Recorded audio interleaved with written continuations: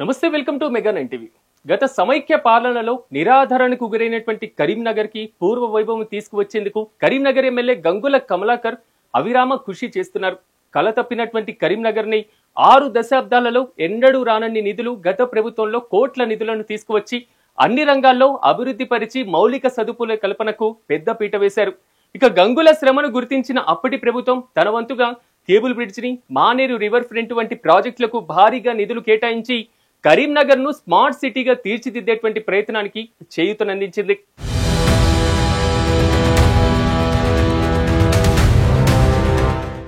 ఎన్నికల టైంలోనే కనిపించి గెలిచిన తర్వాత కనిపించకుండా పోవడం కాదని, ప్రజల్లో ఉంటూ వారి సమస్యలు పరిష్కరించేవాడే ప్రజాప్రతినిధి అని నిరూపిస్తున్నారు Karimnagar MLA Gangula Kamalakar. Civil engineering లో పట్టా పుచ్చుకున్న ఆయన ప్రజాసేవే ముఖ్యమంటూ రాజకీయాల్లోకి వచ్చారు. ఆయన 2000 సంవత్సరంలో తన రాజకీయ జీవితాన్ని ప్రారంభించి తొలిసారిగా మున్సిపల్ ఎన్నికల్లో ఘన విజయం సాధించారు. నాటి మున్సిపాలిటీలో ప్రతిపక్ష నేతగా మున్సిపల్ సమస్యలపైన తన గళాన్ని బలంగా వినిపించి పట్టణ రాజకీయాలపై అనతి కాలంలోనే తన ముద్రను వేసుకున్నారు. కరీంనగర్ మున్సిపల్ కార్పొరేషన్ స్థాయికి ఎదగగా 2005లో జరిగిన ఎన్నికల్లో తాను ప్రాతినిధ్యం వహించిన టీడీపీ కార్పొరేషన్లో అత్యధిక స్థానాలు దక్కేలా చూశారు. కార్పొరేటర్గా ప్రజా సమస్యలను ఎత్తిచూపుతూ పాలకుల వైఫల్యాన్ని ఎండగడుతూ ముందుకు సాగారు. దీంతో 2009లో సాధారణ ఎన్నికల్లో కరీంనగర్ నియోజకవర్గం నుంచి ఎమ్మెల్యేగా పోటీ చేసేందుకు టీడీపీ అధిష్టానం అవకాశం కల్పించడంతో టీడీపీ, టీఆర్ఎస్ ఉమ్మడి అభ్యర్థిగా గంగుల కమలాకర్ తొలిసారిగా అసెంబ్లీలో పోరుకు తలపడ్డారు.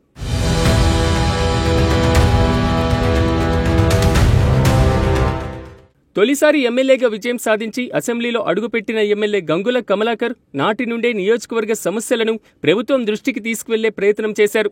అయితే మరోవైపు ప్రత్యేక రాష్ట్రం కోసం తెలంగాణ ఉద్యమం ఉవ్వెత్తున కొనసాగుతుండటంతో ఉద్యమాల గడ్డ కరీంనగర్ నుంచి ప్రజలు కూడా తెలంగాణ ప్రత్యేక రాష్ట్రాన్ని బలంగా కోరుకోవడంతో సమైక్య ఆంధ్రాకు మద్దతిచ్చేటువంటి టీడీపీలో ఉంటూనే ప్రత్యేక రాష్ట్రం కోసం గలమెత్తారు. అయితే అధిష్టానం తెలంగాణపైన తన వైఖరి స్పష్టంగా చేయకుండా నాంచుడు ధోరణి అవలంబిస్తూ సరైన సమాధానం ఇవ్వకపోవడంతో ఆగ్రహించిన గంగుల తెలంగాణ పోరాటంలో నేను సైతమంటూ టీడీపీకి గుడ్ బై చెప్పేశారు.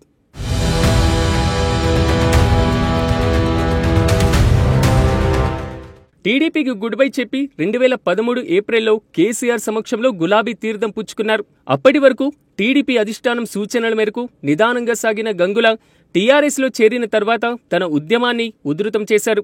ఉవ్వెత్తున ఎగిసిపడ్డ ఉద్యమంలో కేసీఆర్కు అండగా నిలిచారు. తెలంగాణ సాధనలో భాగస్వాములయ్యారు. ప్రత్యేక రాష్ట్రాన్ని సాధించడంలో తన వంతు పాత్ర పోషించారు.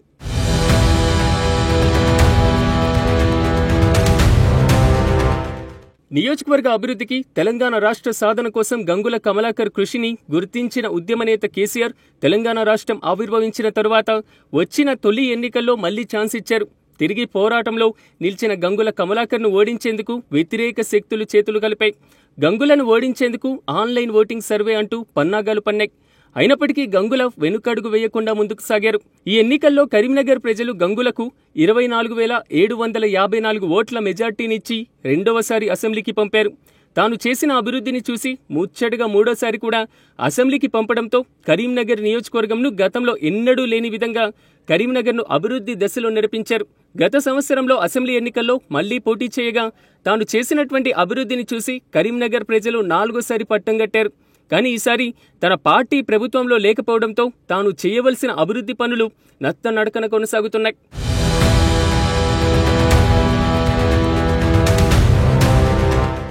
తొలిసారి ఎమ్మెల్యేగా గెలిచినప్పుడు తెలంగాణ ఉద్యమం వైపు దృష్టి సారించిన ఎమ్మెల్యే గంగుల ప్రత్యేక రాష్ట్రం ఆవిర్భవించిన తరువాత కరీంనగర్ అభివృద్ధే లక్ష్యంగా ముందుకు సాగారు. మాజీ ముఖ్యమంత్రి కేసీఆర్, అప్పటి మంత్రులు ఈటల రాజేందర్, కేటీఆర్, హరీష్ రావు, మాజీ ఎంపీ వినోద్ కుమార్ సహకారంతో స్వాతంత్ర్యం వచ్చినప్పటి నుంచి రానన్ని నిధులను కరీంనగర్కు తీసుకువచ్చి అభివృద్ధి చేసుకున్నారు. మాజీ ముఖ్యమంత్రి కేసీఆర్ కరీంనగర్పై తనకున్నటువంటి ప్రేమను చాటుకుంటూ అప్పటి ముఖ్యమంత్రి హోదాలో తొలి పర్యటన కరీంనగర్ నుంచే ప్రారంభించి నగరంలోని ప్రధాన రహదారుల నిర్మాణం కోసం 47 కోట్ల రూపాయలను మంజూరు చేయడంతో ఆ రహదారులను అభివృద్ధి చేసుకున్నారు.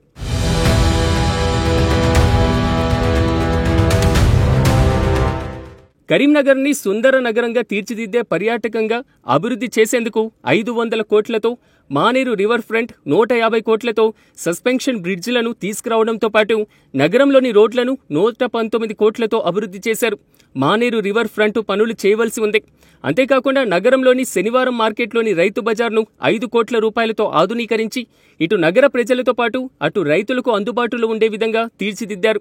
మరోవైపు నగరంలో సెంట్రల్ లైటింగ్ వ్యవస్థను అభివృద్ధి పదంలో నడిపించడం, ఇదంతా ఒక ఎత్తైతే నగరంలోని ఇళ్ల మీదుగా ఉన్నటువంటి హైటెన్షన్ కేబుళ్లను గత 20 నుంచి 30 సంవత్సరాలుగా పలువురు ప్రాణాలు కోల్పోగా మరికొంతమంది అవయవాలను కోల్పోయి జీవోత్సలుగా మారిపోయారు. దీనిపైన ప్రత్యేక దృష్టి సారించిన ఎమ్మెల్యే గంగుల కమలాకర్ సమస్యను పరిష్కరించేందుకు చర్యలు తీసుకున్నారు. సుమారు 8 కోట్ల రూపాయలతో పోల్ ఫిట్టింగ్ కార్యక్రమాన్ని చేపట్టారు. ఇళ్ల మధ్యనున్న కరెంటు పోల్లను, హైటెన్షన్ కేబుళ్లను తొలగించారు.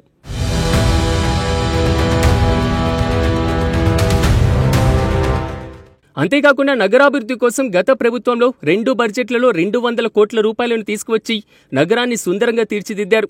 మిషన్ భగీరథ పథకం కింద తెలంగాణలోనే తొలిసారిగా నగరవాసులకు 24 గంటల నీటి సరఫరా చేసేందుకు చర్యలు తీసుకున్నారు.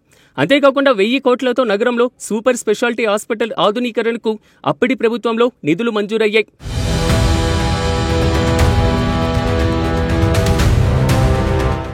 రైతులకు సాగునీటి కోసం మిషన్ కాకతీయలో భాగంగా గత ప్రభుత్వం సమయంలో 2 విడతల్లో సుమారు 15 కోట్ల రూపాయలతో 42 చెరువుల అభివృద్ధి చేయడంతో పాటు 3వ విడతలో 2.5 కోట్లతో మరో 11 చెరువులను అభివృద్ధి చేసేందుకు చర్యలు తీసుకున్నారు. దీంతో గతేడాది ఎండాకాలంలో సైతం చెరువులన్నీ జలకలను ఉట్టిపడుతుండడమే కాకుండా గ్రామీణ ప్రాంతాల్లో భూగర్భ జలాల మట్టం పెరగడంతో అన్నదాతల కళ్లల్లో ఆనందం ఉప్పొంగింది. మరోవైపు గత సంవత్సరం కరీంనగర్ నియోజకవర్గంలోని కొన్ని గ్రామాలకు ఇటు ఎస్ఆర్పీసీ నీరు లేకపోవడం, మరోవైపు భూగర్భ జలాలు అంటడిగిపోవడంతో చేతికందేటువంటి పంట ఎండిపోతుండటంతో రైతులు పడుతున్నటువంటి ఆవేదనను గ్రహించిన ఎమ్మెల్యే గంగుల వారి పంటలను ఎలాగైనా ఆదుకుంటానని హామీ ఇచ్చారు.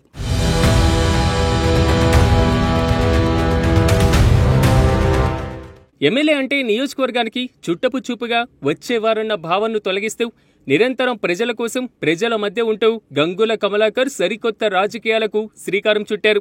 అసెంబ్లీ సమావేశాలు మినహా మిగతా సమయమంతా నియోజకవర్గానికి ప్రజలకు అందుబాటులో ఉన్న తన కార్యాలయంలో ఉంటూ ప్రజా సమస్యల పరిష్కారానికి అహర్నిశలు కృషి చేస్తూ ప్రతిపక్షాలకు పని లేకుండా చేస్తున్నారు. గత 6 దశాబ్దాల కాలంలో జరగని అభివృద్ధిని తెలంగాణ రాష్ట్రం ఆవిర్భవించిన తర్వాత బీఆర్ఎస్ పార్టీ ప్రభుత్వంలోకి వచ్చిన కేవలం 3 సంవత్సరాలలో చేసి చూపించిన ఆయన శ్రమను నియోజకవర్గ ప్రజలు అభినందిస్తున్నారు.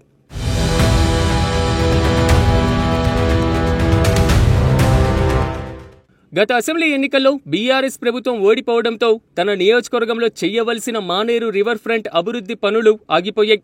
ఎమ్మెల్యే మాత్రం ప్రభుత్వంతో కొట్లాడైనా నిధులు తీసుకువచ్చి అభివృద్ధి చేయాల్సిన పనులను పూర్తి చేస్తానని అంటున్నారు. కరీంనగర్ నియోజకవర్గం ప్రజలు మాత్రం ఎప్పుడు రివర్ ఫ్రంట్ అవుతుందో, ఎప్పుడు పర్యాటక కేంద్రంగా మారుతుందోనని ఎదురు చూస్తున్నారు. మరి ఏం జరుగుతుందో తెలియాలి అంటే కొన్ని రోజులు వేచి చూడాల్సిందే.